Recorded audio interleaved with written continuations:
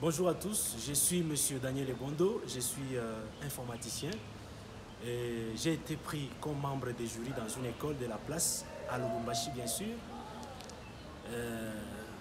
J'ai participé à des gaffes, des scénarios que je souhaite vraiment dénoncer parce que mon cœur n'est pas trop dans la joie. Nous étions tous à la radio, télévision, des médias sociaux.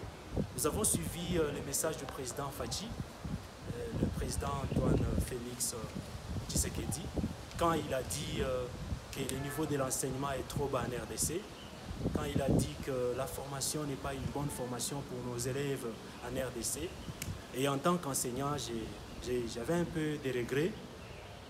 Et beaucoup de collègues aussi sont sautés sur ces messages-là. Ils ont regretté.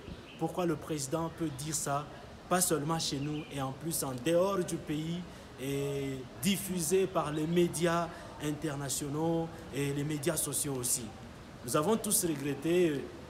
Du coup, aujourd'hui, par rapport à ce que j'ai vécu personnellement, j'appuie l'idée de Fachi Beton. L'enseignement en RDC est trop faible. Le niveau de l'enseignement est trop faible. Pourquoi j'ai dit ça? Parce que j'ai accompagné mes élèves de commercial et gestion parce qu'ils ont leur examen de CIP.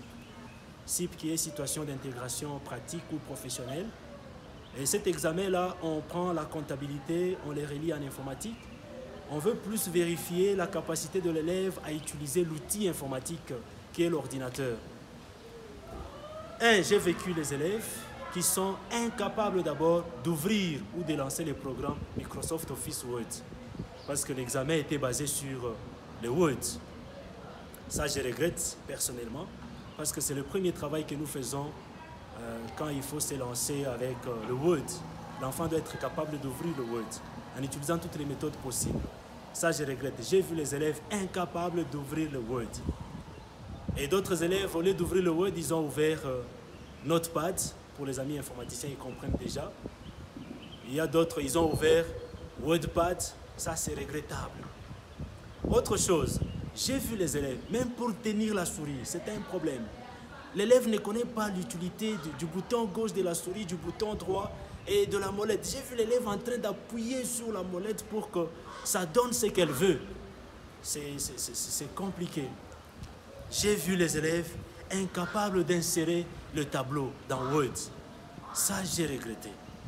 Et en plus, je voulais essayer d'expliquer à l'élève ou à ces élèves-là pour qu'en quittant cet examen, que l'élève sache au moins que non, en dehors de mon échec que j'ai eu, quelque part, j'ai trouvé un membre de jury qui m'a appris à insérer quand même un tableau.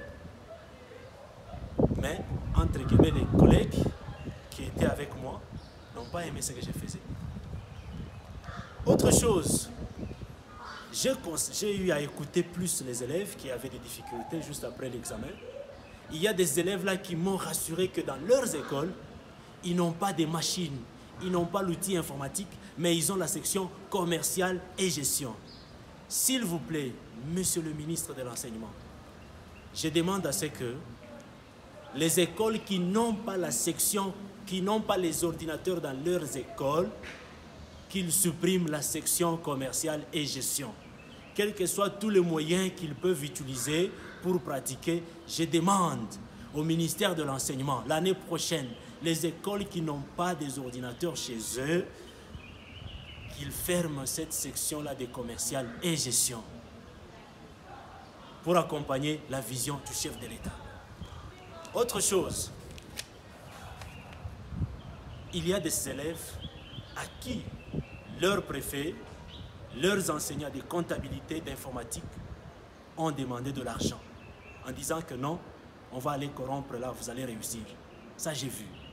C'est pourquoi, avec un regret, je demande au ministère de l'Enseignement de revoir cette situation-là pour que le niveau de l'enseignement puisse un peu monter. Merci.